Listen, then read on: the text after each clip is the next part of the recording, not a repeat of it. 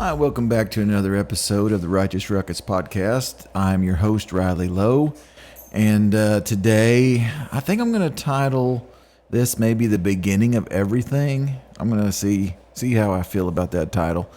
So basically, this is going to be a follow-up to or a continuation on a series of apologetics. In other words, proof, evidence to defend your faith, essentially. Kind of like I covered truth in the last episode. Today, I want to kind of cover the thoughts and things about the beginning of everything, right? Or at least everything physical that we know of. So I'm going to draw a lot on it's a debate that Frank Turek, an Christian apologist, had with an atheist, Christopher Hitchens, who has a lot of notoriety in the atheist realm. But I want to talk about kind of the thought process behind that. A lot of people don't even think about this, about the beginning of the universe, the beginning of everything, what was there before there was anything, and all that stuff. A lot of people don't even think about that. A lot of times, because especially these days, we're taught a lot of people philosophize or whatever that word is, pontificate. We'll go with that word. Break my thesaurus out in my brain and go with pontificate about the multiverse and all sorts of different realities, and all they're doing is they're backing up the beginning to a point to where they can't see it anymore, so that they just they can ignore it. They can act like it doesn't exist.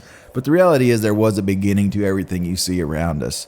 And so I'm going to start off with the Bible, and then we're going to get into that debate is where a lot of this material comes from. It's an awesome debate.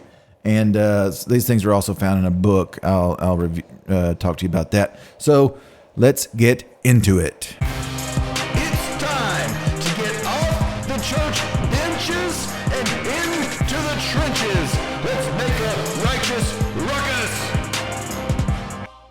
All right, so before we get into the meat of things, of course, if you guys could like, subscribe, follow, whatever it is on the thing that you're using to listen to this or watch this, that would very, very much be appreciated, as well as if you could share this with somebody. I would greatly appreciate that. Of course, if you'd like to help support financially, you can go to givesendtogo.com/support Righteous Ruckus. And also, I'd love to hear an email from you, your thoughts or anything, either on comments or at the Righteous Ruckus podcast at gmail.com. So thank you for that. So first off, in the beginning, we all know, if you're a Christian, this book right here describes it as Genesis 1:1. In the beginning, God created the heavens and the earth, right? So we know that is the explanation for what was created in the beginning. God created, right? Now, the debate you see around you in the world and what everybody's taught in schools these days and everything else is that, there was this Big Bang, right? The Big Bang Theory. That's out there. There was even a TV show called The Big Bang Theory. I never did really get into it, but some people said it was a comedy or whatever. So there's a lot. The Big Bang is what a lot of people use to describe the beginning of the universe. Basically, they say that everything was infinitely dense and dark, and everything's contained to this single point, so infinite and so dark. Oh my goodness, it's just so tiny. And then boom, it all sprung into existence, right? And then there's one guy, I don't even remember his name, I have to look it up. There's this one guy that said he'd proven, he's a mathematician, he said that he'd proven that actually there was nothing because it defies logic, right? That something came from nothing, right? But that's what they insist. This one guy even said that, yes, he's proven that something came from nothing. And of course, then when he was actually pressed into what is your definition of nothing, he had changed his definition of nothing to mean mathematical points, which is basically his way of escaping the fact that everything was created out of nothing. it's kind of funny to hear him kind of worm around and try to get around the fact that there was nothing and then there's something. So anyway, this debate, this was actually a number of years ago.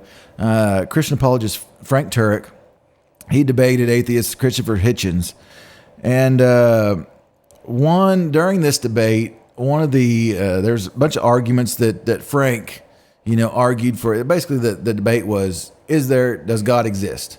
All right, Christopher Hitchens was arguing a bunch of different things from the atheist perspective, and Frank Turek was arguing things from the Christian perspective. And one of the arguments that Frank offered for God's existence was the creation of this fine-tuned universe that came out of nothing. The universe, we got all these laws of physics, right? Gravity is a certain set value, and the speed of light is a certain set value. None of those things move; they're laws, basically. So, and so he actually gave, he used the acronym SURGE, SURGE, to point to the definite beginning of a space-time continuum. Okay, and so SURGE stands for, it's an acronym. The S is the second law of thermodynamics. The U is the universe that is expanding. And the R is the radiation afterglow from the Big Bang explosion. The G is the great galaxy seeds in the radiation afterglow. And then the E at the end is Einstein's theory of general relativity. So can't really cover all of that super in depth in one podcast episode, but I urge you, I'll put a link either in the show notes or the description of this video if you're watching it or whatever, or you could email me and ask me for the link if you can't find it. But of the actual debate, it's on YouTube, I believe. And then also a lot of this material is covered in this book right here. If you're watching on video, you can see the picture of it. If you're not watching it, it's a book by Norman Geisler and Frank Turek. It's called I Don't Have Enough Faith to Be an Atheist. All right. So that's where a lot of this material comes from. That's a great book. I also actually love even more Frank Turek's follow-up book called Stealing from God is after that. But that's kind of the book that put Frank on the map and everything. But it's an excellent book. It's referenced many times. It's got all the references, the footnotes and everything for everything that I'm going to be talking about here are in that book. So I encourage you, if you don't have that book and you're a Christian, or if you're not a Christian, I encourage you to get that book. So Frank Turek. So I'm going to put the link to the video in there. I love Frank Turek. He's my favorite Christian apologist. I don't agree with 100% of what he says, but I agree with like 99.999%. And he does a great way. He has a great way of describing it all. Anyway, what I'm talking about, those points, those 5 points of Surge, SURGE, it all points to the fact that the universe began from literally nothing physical or temporal. There was, we're restricted by time, so it's hard not to use the word time. So at one time or one point or once, there was no time, no space, and no matter at all. There was nothing. There was nothing, none of this, no space, time, or matter. It all came into existence out of nothing, and it all came into existence very precisely. All right, that's one of the evidences here. It's not just random, it's very precise. So actually, this evidence of all this, there was no space, time, or matter, it actually led an astronomer, Dr. Robert Jastrow, who actually, until he died a number of years back, but he was the director of the Mount Wilson Observatory that was actually once led by Edwin Hubble, the Hubble Space Telescope. And so he authored this book called God and the Astronomers. And so, because he saw that space, time, matter all came out of nothing, the Big Bang and all that stuff, right? And so despite revealing in actually the beginning of the book that he was an agnostic about religious matters, in other words, he didn't know if there was a God or anything. He don't know, right? He don't know. And so he doesn't think so because he don't know. And So Dr. Jastrow, he reviewed some of the surge evidence and concluded, quote, in his book, he says, "Now we see how the astronomical evidence leads to a biblical view of the origin of the world. The details differ, but the essential elements in the astronomical and biblical accounts of Genesis are the same. The chain of events leading to man commenced suddenly and sharply at a definite moment in time, in a flash of light and energy." Actually, later in an interview, Dr. Jastrow went even further, admitting that, quote, "Astronomers now find they have painted themselves into a corner because they have proven by their own methods that the world began abruptly in an act of creation to which you can trace the seeds of every star, every planet, every living thing in this cosmos and on the earth. And they have found that this happened as a product of forces they cannot hope to discover." In other words, they were before space, time, and matter. Forces there. That there are what I or anyone would call supernatural forces at work is now, I think, a scientifically proven fact. End quote. Jastrow was not alone in evoking the supernatural explanation at the beginning, although he didn't like it, right? This other guy didn't like that at all, but this guy is a general relativity expert. So you got Einstein's theory of general relativity. This guy's an expert on that theory. This guy's name is Arthur Eddington. He admitted the same when he said, quote, "The beginning seems to present insuperable difficulties unless we agree to look on it as frankly supernatural," right? So I actually, to get on a side note here, I actually was talking to a gentleman one time. This guy was talking about, I said, well, we got to talking about the beginning of the universe. These things just come up in random conversations all the time. Now sometimes you got to force these conversations to explore what somebody believes here. But this person, they just said the Big Bang, this is how he described it, which this is how many scientists describe it because it sounds so superfluous, right? Kind of like that word I just used, sounds so superfluous. He said the universe, it was the Big Bang. It was infinite. All the time, space, matter in the universe that we see everywhere was so dense that no light could escape and nothing could escape. And it was infinitely dense and infinitely compact. And I said, and what happened? And he goes, well, then it just expanded into what? I said, well, it can't be infinitely dense if it expanded, because infinite, that presumes that there is no end to the denseness. If it expanded, then there would be an end to the distance or the denseness. So right there, that fell apart. And he's like, no, you don't understand. It's infinite. I said, yeah, I understand what infinite means. And you just said that it's not infinite. You said it is finite. And we went back and forth on that point. But, he failed to explain. I asked him, I said, what's the universe expanding into? What did it bang into? What is that place called? Where is that place? And he's like, well, I don't know. That's right. It's outside of space, time, and matter. It's a place we cannot see. It's supernatural. Everything that we see right now, space, time, matter, that is defined as nature, basically, and all the forces that are in. And so supernatural just means outside of nature. It doesn't necessarily mean God, but it can also mean God. So anyway, why would these scientists, getting back to this Jastrow and Arthur Eddington, why would they admit, despite their own personal beliefs, that there are, quote, supernatural forces at work? Why couldn't natural forces have produced the universe?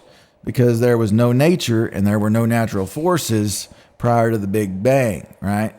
Prior, maybe not time-wise, but prior to that existing, in other words, saying before the universe existed and the Big Bang happened and everything, then there had to be something else, and that is outside nature, like I explained. So the cause of the universe must be something beyond nature, something we would call supernatural. It also means that the supernatural cause of the universe must be at least, now listen to this, This is describing whatever this force, I think it's a being, but this force, whatever caused the Big Bang to happen, or what they call in the Big Bang, I call it creation, right?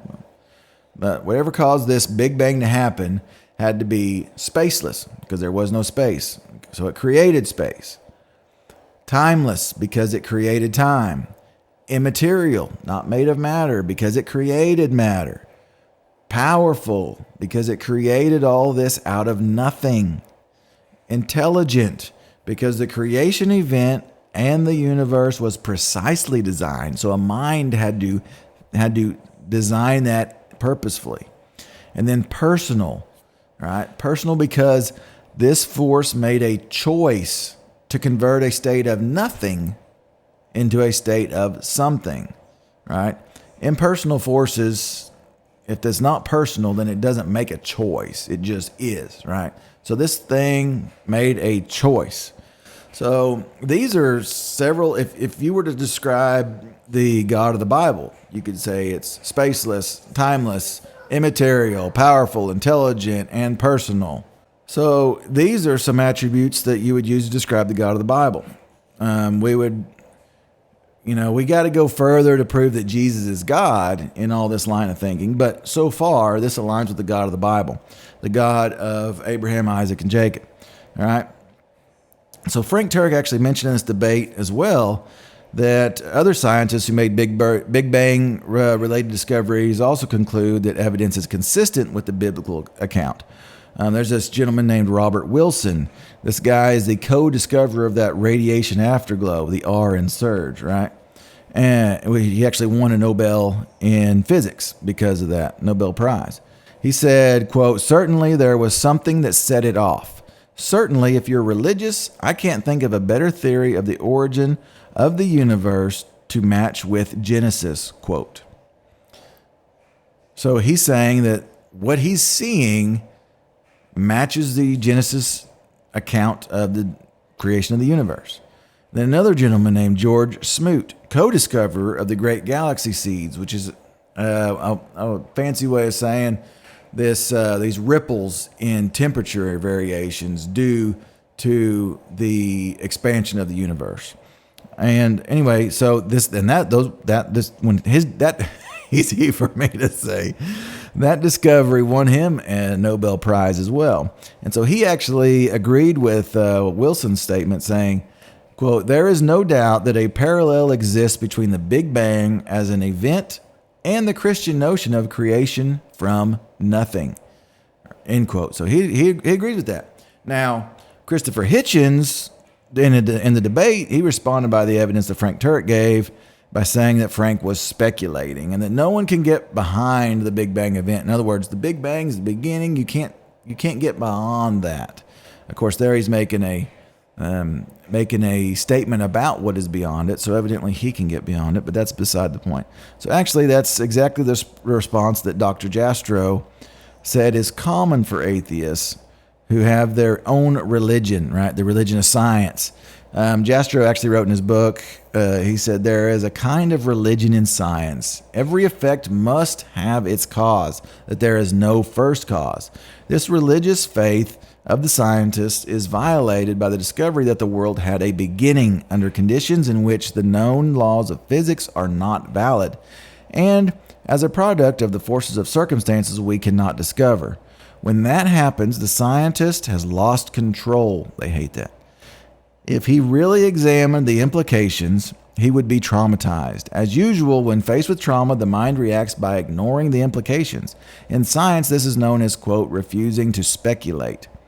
So Hitchens, like many atheists, admits that he admits the evidence, right, that there's this Big Bang and there's this beginning of the universe, but he ignores its implications, right, that there might be a God or a force, this timeless, spaceless, timeless, personal, powerful force, God, that might be there to create this thing, because he doesn't like where it might lead, right? He wants to blindly obtain his own religious science faith, right?